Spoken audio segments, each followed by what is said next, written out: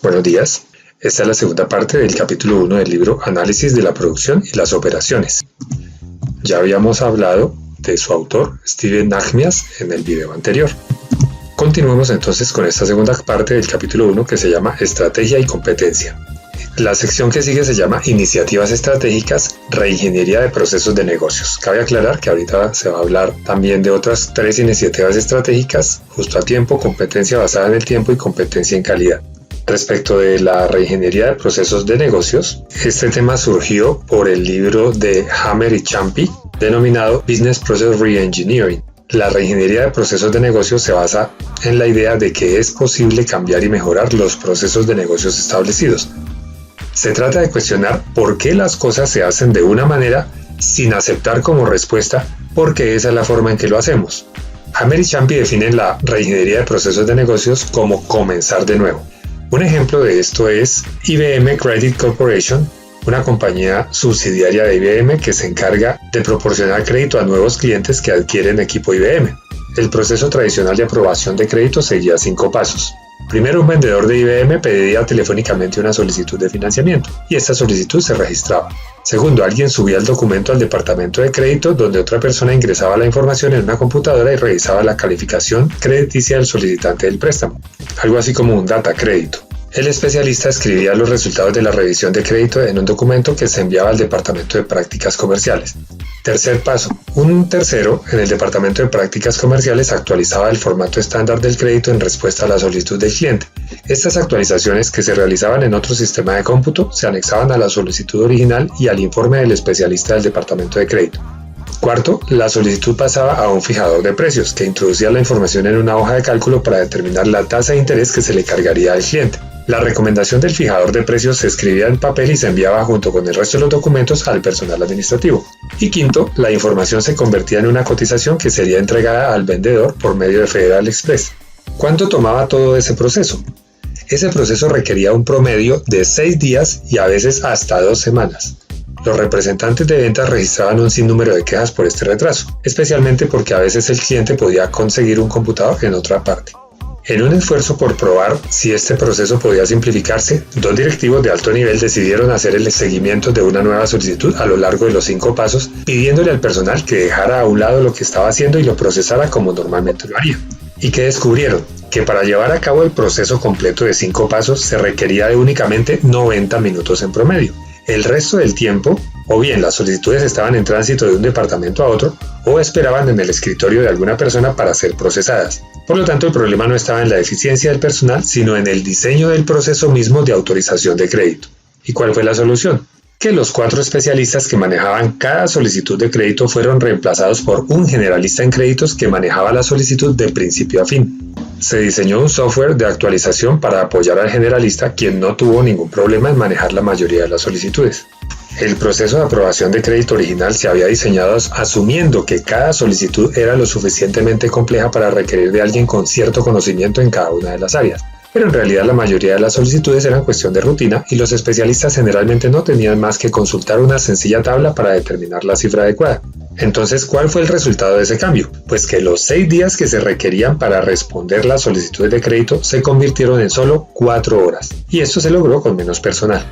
Algunos principios generales que Hammer y Champy propusieron para aplicar la reingeniería fueron los siguientes. Primero, varios trabajos se combinan en uno solo. Muchos casos de éxito tienen una característica común, la reducción de un proceso complejo que requiere muchos pasos para convertirlo en uno más simple que requiere menos pasos. En el caso de IBM Credit, un proceso de 5 pasos se redujo a uno solo. El proceso de IBM Credit fue una evolución natural del concepto de la división del trabajo. El economista Adam Smith expuso este principio en el siglo XVIII. Sin embargo, si un proceso se divide en demasiados pasos, finalmente se llega al punto de rendimientos decrecientes. Los éxitos más importantes que alcanzó la reingeniería de procesos de negocios provienen de simplificar procesos complejos, reduciendo el número de pasos requeridos. Un segundo principio que propusieron ellos fue que los trabajadores tomaran decisiones. Para ello proponen que es bueno reducir el número de niveles a los que se debe reportar, permitiendo a los trabajadores tomar decisiones que antes estaban reservadas a la dirección. Dar a los trabajadores mayor poder de decisión puede suponer una amenaza para la dirección, que puede ver este paso como una intromisión en sus prerrogativas. El tercer principio propuesto por Hammer y Champy es: los pasos en el proceso deben realizarse siguiendo un orden natural. Al respecto dicen que los pasos de un proceso no necesariamente deben efectuarse siguiendo una secuencial línea rígida, sino en un orden tal que tenga sentido en el contexto del problema que se está resolviendo, y que en muchos casos algunas tareas pueden realizarse de forma simultánea más que en secuencia. El cuarto principio que proponen para la reingeniería es: los procesos deben tener múltiples versiones. Explican aquí que es bueno considerar diversas contingencias, no con base en el diseño de muchos procesos independientes, sino diseñando un proceso lo suficientemente flexible, capaz de reaccionar ante diferentes circunstancias. Por ejemplo, en el caso de IBM Credit, lo que había era que el proceso de emisión de crédito tenía 3 versiones, uno para los casos directos, uno para los casos de dificultad media y otra para los casos difíciles. El quinto principio propuesto por Hammer y Champy es: el trabajo debe realizarse donde tiene más sentido hacerlo. Uno de los principios básicos de la reingeniería es no llevar demasiado lejos la idea de la división del trabajo. Otro es no llevar demasiado lejos la idea de la centralización. Por ejemplo, en la mayoría de las compañías, las compras se realizan de manera centralizada. Eso significa que cada solicitud de compra está sujeta a los mismos esfuerzos administrativos en cuanto a tiempo y papeleo. Una consecuencia puede ser que el costo de procesar una solicitud exceda en ocasiones el costo del artículo que se va a adquirir. En el caso de artículos de bajo costo, puede ahorrarse mucho si se permite a cada departamento manejar sus propias compras. Y de manera complementaria, otros principios básicos de la reingeniería son que hay que buscar la minimización de verificaciones y conciliaciones, tener un punto de contacto único y ser capaces de emplear operaciones híbridas en cuanto a la descentralización-centralización. De todas maneras, reconoce que es más fácil enumerar los pasos que uno debe considerar en un esfuerzo de reingeniería que implementarlo en la realidad. Además, para muchas de las historias de éxito en la literatura, no solo se simplificaron los procesos, sino que también se tuvo una reducción del personal, por lo que a veces los empleados pueden ver la reingeniería de procesos de negocios como una excusa para recortar personal. Ese fue justamente el caso de una compañía de servicios financieros que, cuando se filtró que la dirección estaba planeando un esfuerzo de reingeniería, la mayor parte del personal asumió que ocurrirían despidos masivos. Otros pensaron que la compañía estaba camino a la quiebra, y los líderes sindicales vieron la reingeniería como un medio de la alta dirección con el que se buscaba desaparecer las categorías laborales y las reglas de trabajo que habían ganado tras duras negociaciones a lo largo de los años. Y en otro ejemplo, en un tercer caso, un gerente general estaba molesto con la potencial pérdida de autoridad que podía acompañar un esfuerzo de reingeniería, por lo tanto renunció y abrió su propio negocio. Los ejemplos anteriores indican que un esfuerzo de reingeniería no es fácil. Un CEO decía que era algo angustiante, desgarrador y duro. Por tanto, debe realizarse un análisis de costo-beneficio para estar seguros de que las ganancias potenciales compensan los riesgos. Diferencia la reingeniería del diseño óptimo de procesos que se hace en ingeniería industrial, en el cual se recurre al uso de estudios de tiempos y movimientos y el uso de diagramas de flujo para comprender la secuencia de los acontecimientos y el flujo de los materiales en una fábrica. Lo anterior es diferente de la reingeniería porque, en primer lugar, la reingeniería aborda los flujos de los procesos de negocio más que de los flujos del proceso de manufactura. Y en segundo lugar, el concepto no se refiere a la optimización de un proceso existente, sino a repensar partiendo de cero la forma en que deben hacerse las cosas. La siguiente sección, relacionada con iniciativas estratégicas, se llama Justo a Tiempo o Just in Time. El justo a tiempo, o producción esbelta como también se le conoce, es una filosofía que incluye el tratamiento de inventarios en la planta, las relaciones con los proveedores y las estrategias de distribución. El núcleo de la filosofía es eliminar desperdicios. Esto se logra mediante una programación eficiente de los pedidos que entran, los inventarios de trabajo en proceso y los inventarios de bienes terminados. Justo a tiempo se deriva del sistema Kanban introducido por Toyota. Kanban es una palabra japonesa que significa tarjeta. El sistema Kanban fue introducido por Toyota para reducir el exceso en inventarios de trabajo en proceso. El justo a tiempo es más ambicioso y tanto los sistemas de control de calidad como las relaciones con los proveedores son parte de un sistema justo a tiempo integrado. Y recuerden acá que la velocidad en la que puede transferirse la información de una parte de la compañía a otra es un factor muy importante para el éxito del sistema justo a tiempo. Justo a tiempo es una filosofía para operar una compañía que incluye el establecimiento de relaciones de entendimiento y de trabajo con proveedores, previendo un cuidadoso monitoreo de la calidad y el flujo de trabajo y asegurando que los productos sean fabricados únicamente conforme se van necesitando. Hay dos tipos de sistemas de flujo de material e inventarios. Uno de ellos se llama sistemas de empujar o también push y el otro es sistemas de jalar o pull. Un sistema de empuje es aquel en el que las decisiones relativas a la forma en que fluirá el material a través del sistema se toman de manera centralizada. Suponiendo un proceso en el cual se requieren 3 estaciones de trabajo, La materia prima llega gracias a un pronóstico de ventas, por ejemplo, y esta materia va siendo empujada a través de esa línea de producción.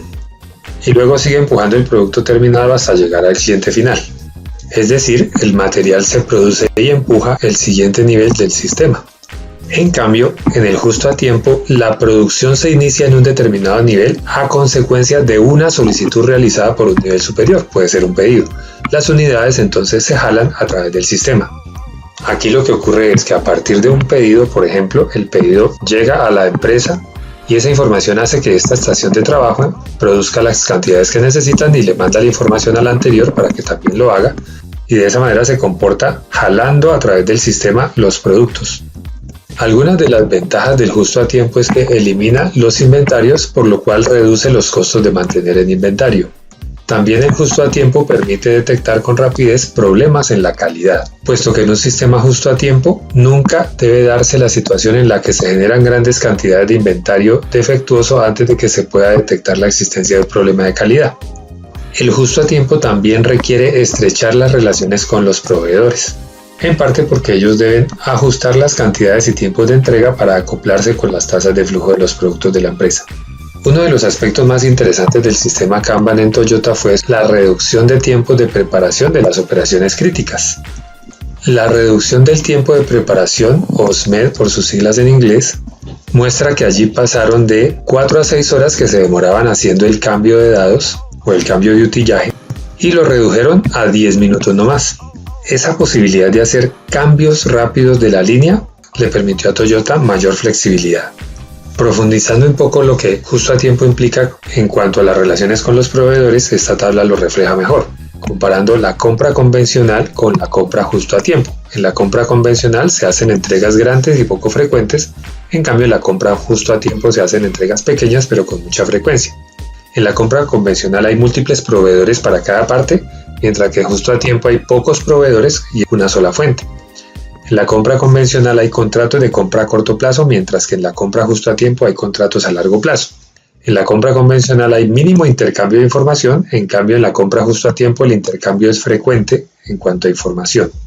En la compra convencional los precios son determinados por los proveedores, en cambio en justo a tiempo son precios negociados. Y en la compra convencional la proximidad geográfica es poco relevante, en tanto que en justo a tiempo la proximidad geográfica sí es muy relevante. Además, aparentemente las industrias que se benefician más de las compras justo a tiempo son aquellas que tienen inventarios muy grandes. La siguiente sección se denomina Iniciativas Estratégicas, Competencia basada en el tiempo. Esto se basa en una forma de ver los factores competitivos, clasificados en dos tipos, calificadores y ganadores de pedidos. Un producto que no sea un factor de calificación debe dejar de tomarse en cuenta. Por ejemplo, imaginemos que existen 7 productos, pero solamente algunos de ellos cumplen con los requisitos para ser calificadores. Pero solo algunos de ellos cumplen con los factores y ser calificadores. Supongamos que solamente los productos 2, 3, 4 y 5 cumplen con los factores de calificación. Entonces, ¿cuál de esos elegir? Habría que ver algunos factores relacionados con ganadores de pedidos para poder elegir entre estos productos que fueron inicialmente calificados. ¿Cuáles serían entonces esos factores ganadores de pedidos? Que haga que elijamos alguno de esos productos que están ahí elegidos. Podríamos decir que dos factores son la calidad y el tiempo hacia el mercado. Supongamos que el mejor de los productos en esos dos aspectos sea el producto 2, entonces estos dos factores son los ganadores de pedidos para elegir al producto 2. Intentando explicar esto de otra forma, podríamos decir, por ejemplo, que una empresa tiene como objetivo contratar a un ingeniero o una ingeniera. Y los requisitos son tener título en ingeniería, tener un promedio superior a 4 en el pregrado y tener inglés mínimo B2. Esos serían los calificadores, es decir, entre todos los posibles candidatos va a verificar que esto se cumpla. Pero probablemente un aspecto ganador de pedidos podría ser, por ejemplo, que tenga un alto nivel de manejo de Excel, por ejemplo. Entonces este factor sería el factor ganador de pedidos. En este caso elegiríamos de estos que cumplen el que mejor Excel maneje, el que tenga un mejor manejo de Excel. Por lo tanto, dos factores ganadores de pedidos son la calidad y el tiempo hacia el mercado. Justamente pone el caso de los japoneses y los alemanes que se ganaron la lealtad de muchos consumidores estadounidenses gracias a la calidad de sus productos. Las compañías norteamericanas estaban poniéndose al día en la dimensión de calidad. Si se continúa con esta tendencia, el consumidor dará por hecho la calidad del producto, es Es decir, la calidad va a ser un factor calificador más que un factor ganador de pedidos. Por lo tanto, surge la pregunta de cuáles son los factores que determinarán a los ganadores de pedidos en los próximos años. Ya las compañías automotrices japonesas vienen fabricando vehículos de alta calidad. En los últimos años, sin embargo, están empezando a enfocarse en la estética y en los gustos del consumidor. Por lo tanto, se cree acá por parte de Nachmias que serían las características y el diseño novedosos lo que determinará a los ganadores de pedidos en la industria automotriz. Miremos ahora qué significa competencia basada en el tiempo. No tiene que ver con estudios de tiempos y movimientos, más bien lo que tiene que ver es con transformar toda una organización en una entidad focalizada en el tiempo total que se requiere para entregar un producto o servicio. La idea es reducir el tiempo total de respuesta del sistema en su conjunto. Por lo tanto, para convertirse en un competidor basado en el tiempo se requiere de cambios revolucionarios en las formas en que se organiza el proceso. Por ejemplo, algunas cadenas de ropa tienen la capacidad de brindar al cliente lo último de moda de una manera oportuna. O por ejemplo, Walmart. Esta empresa se reabastece 2 veces por semana, mientras que el promedio para la industria es de una vez cada 2 semanas. Esto hace posible que Walmart logre mejores tasas de rotación de inventarios que su competencia y le permite responder con mayor rapidez a las demandas de los clientes. Eso se ha traducido en un crecimiento 3 veces más grande que el promedio de la industria y utilidades 2 veces por encima de los competidores. Esto se asocia también con el valor de ser el primero en entrar al mercado y muestra que la compañía que fue la primera en llevar al mercado a la siguiente generación de un producto determinado fue la que dominó el mercado. La siguiente sección relacionada con iniciativas estratégicas se llama competencia en calidad. Inicia esta sección diciendo que cuáles son los factores competitivos que los directivos estadounidenses consideran que serán relevantes durante la próxima década. A partir de una encuesta, los siguientes factores se consideraron como los más importantes para lograr una ventaja competitiva en los próximos años.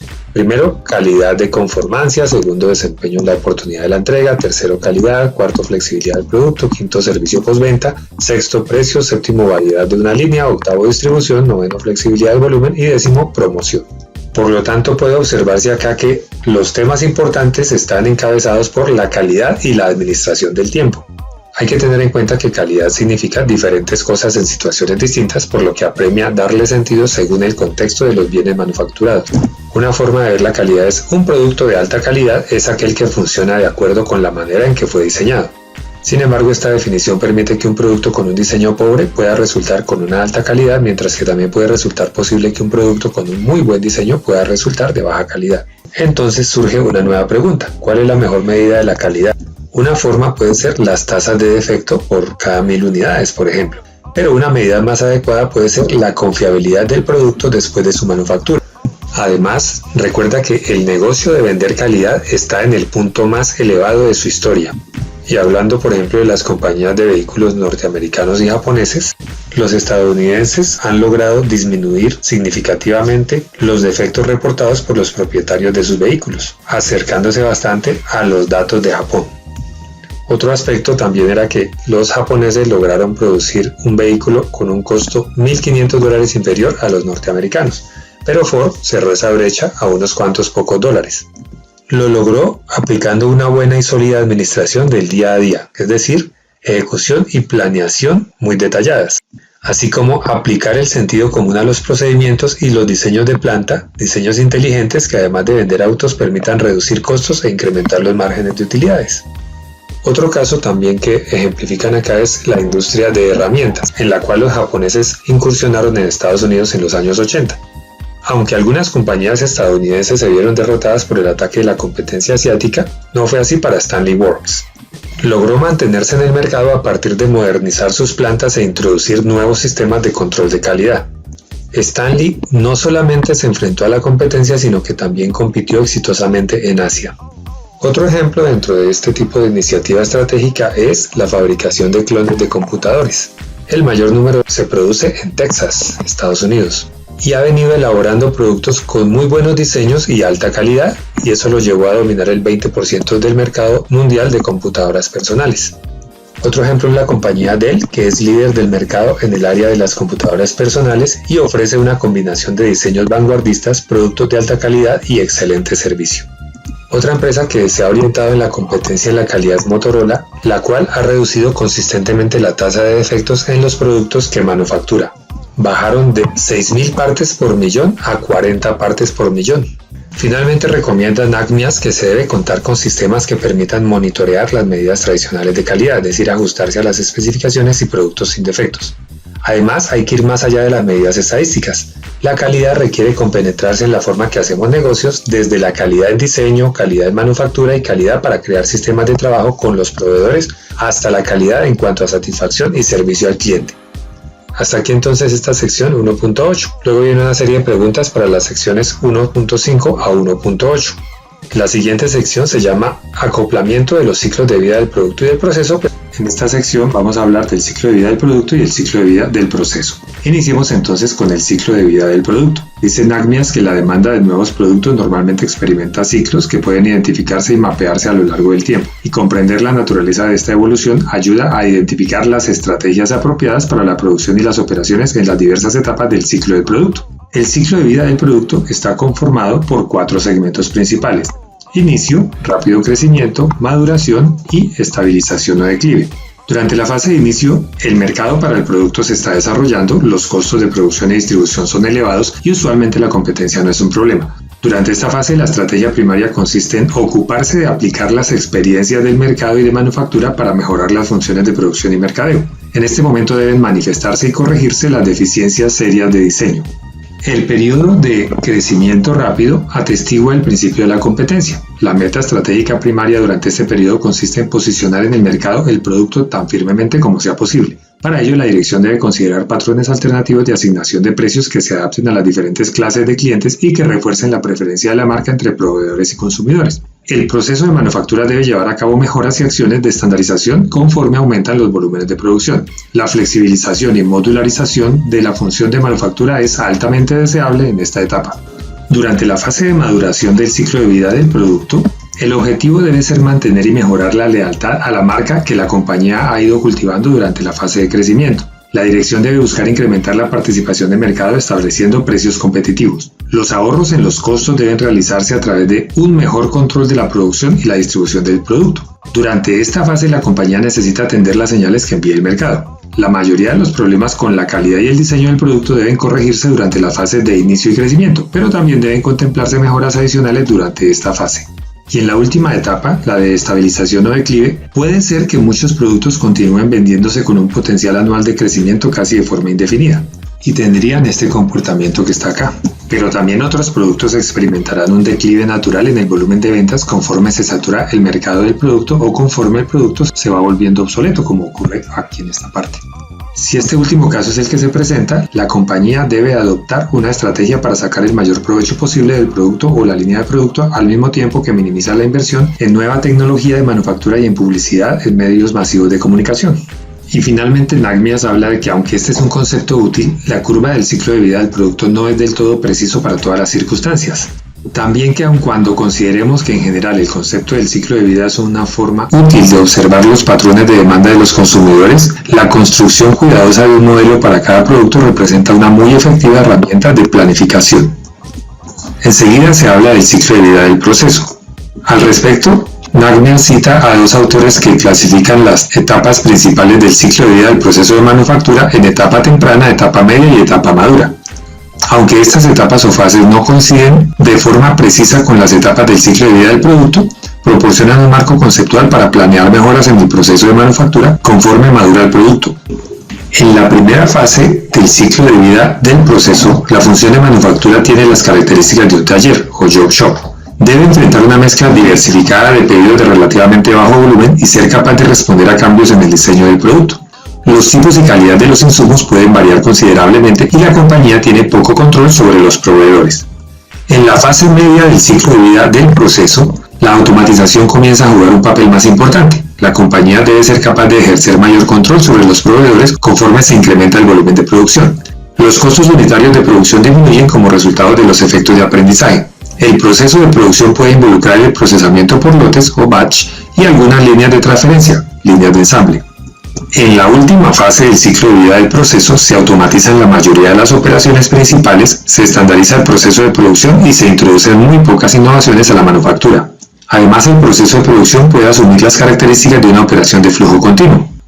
Y por último, NACMIAS aclara que este escenario evolutivo no es adecuado para todo nuevo proyecto de manufactura. y que el concepto de ciclo de vida del proceso se aplica solo a nuevos productos que finalmente tenderán a madurar en artículos con alto volumen de producción. Luego Nagmias indica que las curvas de la experiencia muestran que los costos unitarios de producción disminuyen conforme se incrementa el número acumulado de unidades producidas. Aquí en esta curva de experiencia vemos cómo el eje Y representa el costo de manufactura por unidad y el eje X el tiempo. Finalmente, Nagmias habla de que una visualización precisa de la relación entre la curva de la experiencia y el ciclo del proceso de vida puede resultar muy valioso.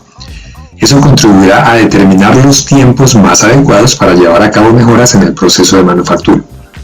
El siguiente tema dentro de esta sección es la matriz producto-proceso. Esta matriz presenta la relación entre los ciclos de vida del producto y del proceso. La matriz producto-proceso se basa en 4 fases en la evolución del proceso de manufactura.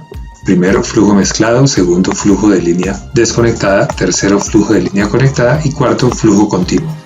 Las compañías que se especializan en trabajos únicos en su tipo, en los que la función de manufactura tiene las características de un almacén de flujo mezclado, están localizadas en la esquina superior izquierda de la matriz.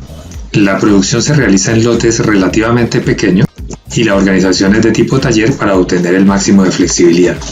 Una imprenta comercial ejemplifica un almacén de flujo mezclado. Luego siguen las compañías que requieren una gran flexibilidad para producir una línea reducida de artículos estandarizados.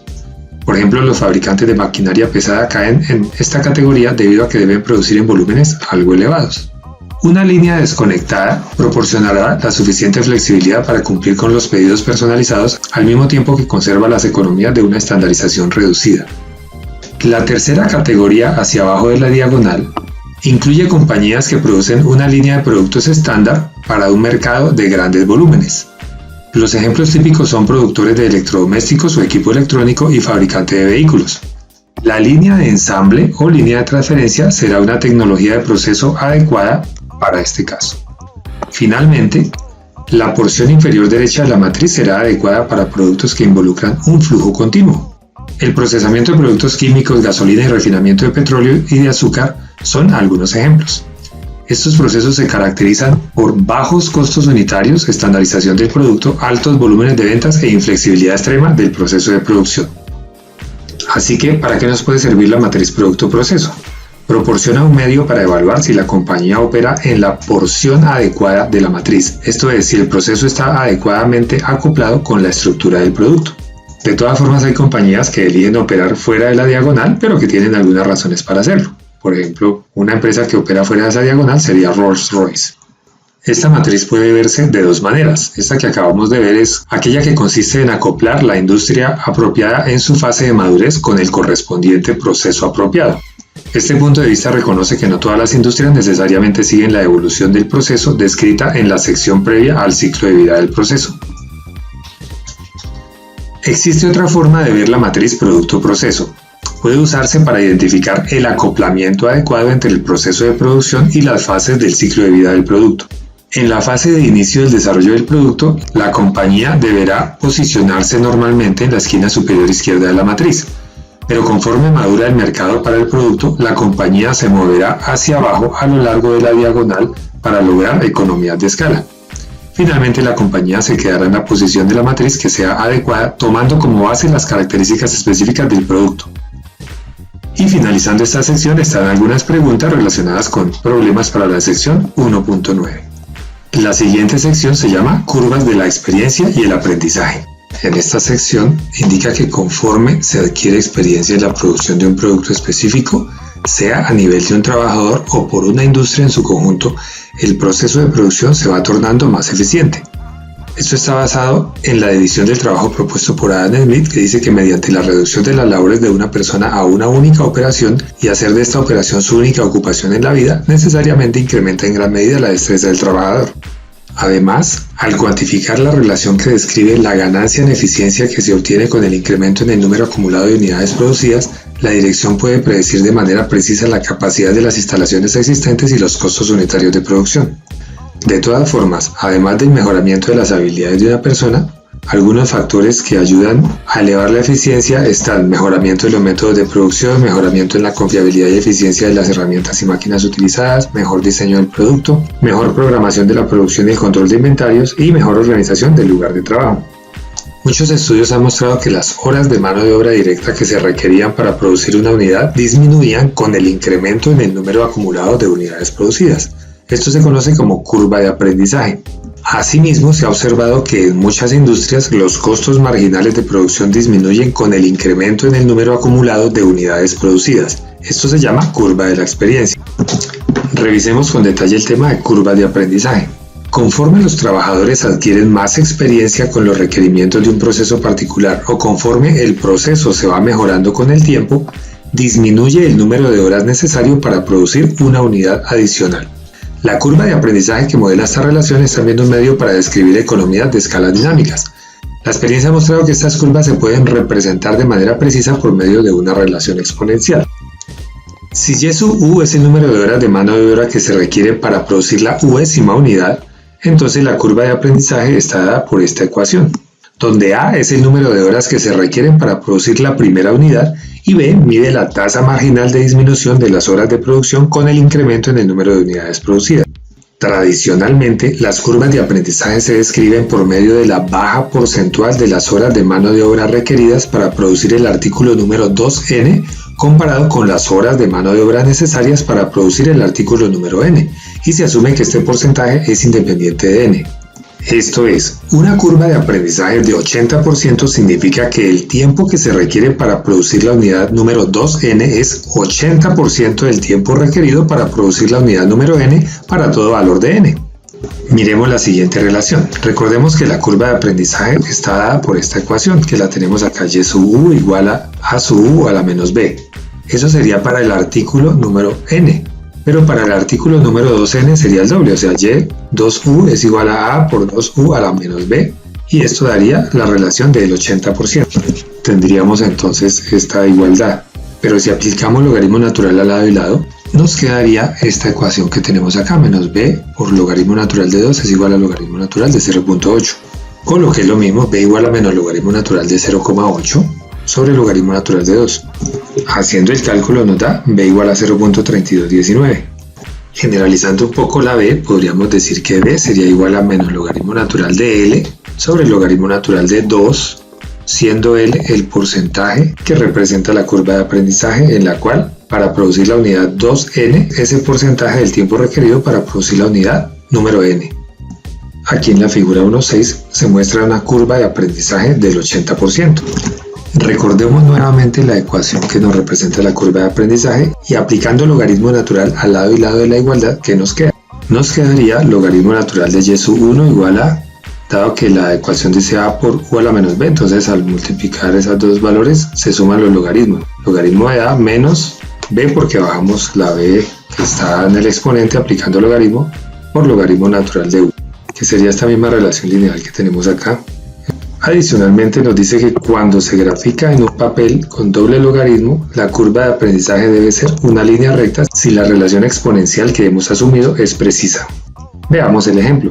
La empresa XYZ ha conservado registros cuidadosos del número promedio de horas de mano de obra que se requieren para producir uno de sus nuevos productos, un transductor de presión utilizado en los sistemas de combustible del automóvil. Estos registros aparecen en esta tabla. De acuerdo con la teoría, debe existir una relación lineal entre el logaritmo del número acumulado de unidades producidas y el de las horas requeridas para la producción de la última unidad producida. Si quisiéramos ver eso en un archivo de Excel, tendríamos lo siguiente. Voy a copiar un momento esta tabla en el archivo de Excel para tener la información. Y voy a colocar la información del número acumulado de unidades producidas y las horas requeridas para la siguiente unidad en dos columnas diferentes. Voy a llamarlo ejemplo 1.1.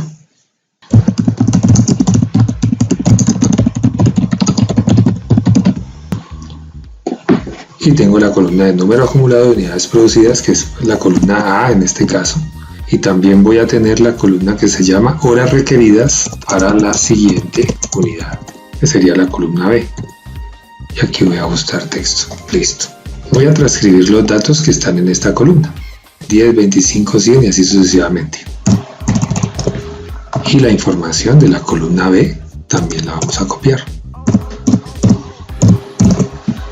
Y vamos a colocar el logaritmo natural de la columna A, así como el logaritmo natural de la columna B.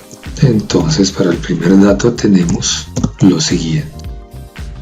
insertamos la función de logaritmo natural de este datico anterior y la copiamos acá para todos para tener el dato del logaritmo natural, y lo mismo hacemos en este caso. Logaritmo natural, busquemos la función logaritmo natural de este datico que está aquí y lo copiamos para tener los logaritmos naturales y organizamos un poquito esta tabla. Listo. Nos dice que graficar los logaritmos naturales nos va a dar una línea recta. Entonces vamos a intentarlo. Ya podemos borrar esta información que teníamos acá y vamos a copiar esta columna y esta otra columna, el logaritmo natural de la columna B, de manera que las tengamos ahí para poder graficar. Y voy a insertar una gráfica que me permita mostrar la relación X y Y.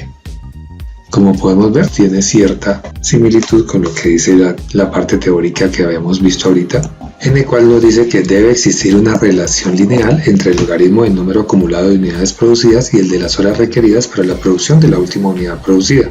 Luego nos sugiere utilizar el apéndice 2b del libro de Nachmias para obtener los estimadores para la pendiente y la ordenada al origen del ajuste de mínimos cuadrados para los datos en la figura 1.7.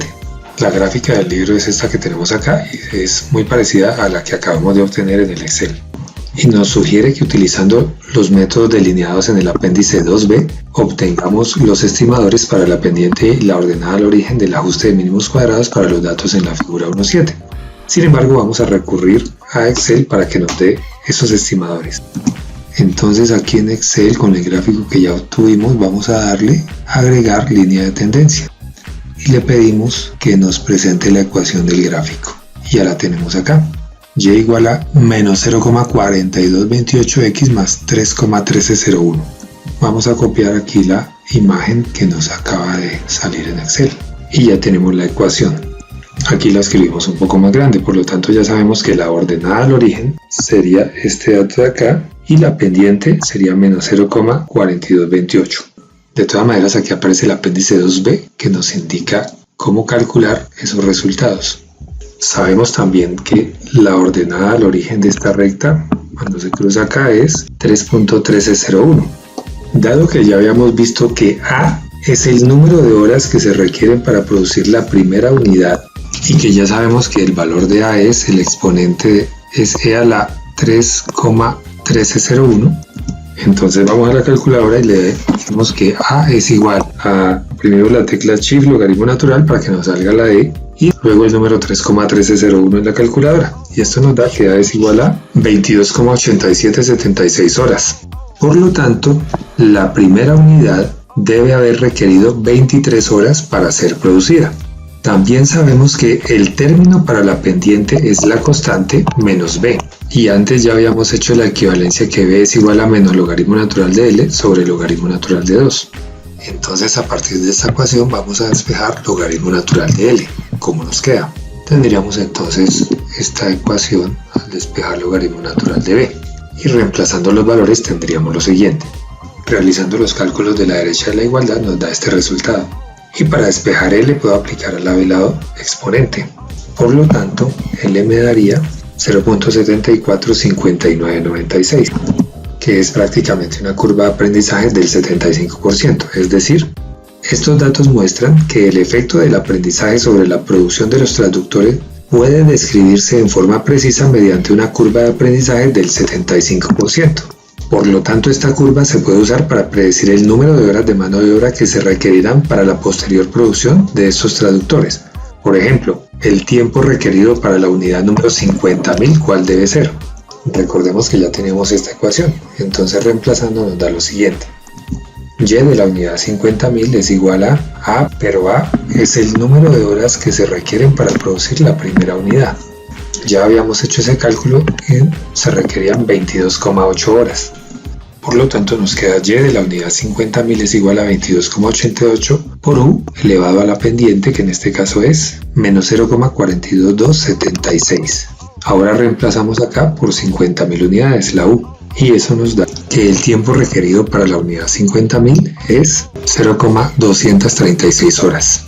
Por lo tanto, estos datos muestran que el efecto del aprendizaje sobre la producción de los transductores puede describirse en forma precisa mediante una curva de aprendizaje del 75%.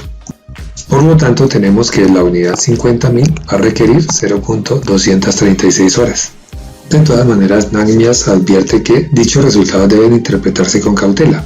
Una relación de la curva de aprendizaje puede no ser válida indefinidamente. Eventualmente el producto puede alcanzar el final de su ciclo de vida natural, lo que podría ocurrir antes de que se hayan producido las 50.000 unidades de este ejemplo. Por otro lado, puede haber un límite absoluto para el número de horas de mano de obra que se necesitan para producir una unidad que, debido a la naturaleza del proceso de manufactura, eventualmente ya no puede mejorarse. Enseguida está el concepto de curvas de la experiencia.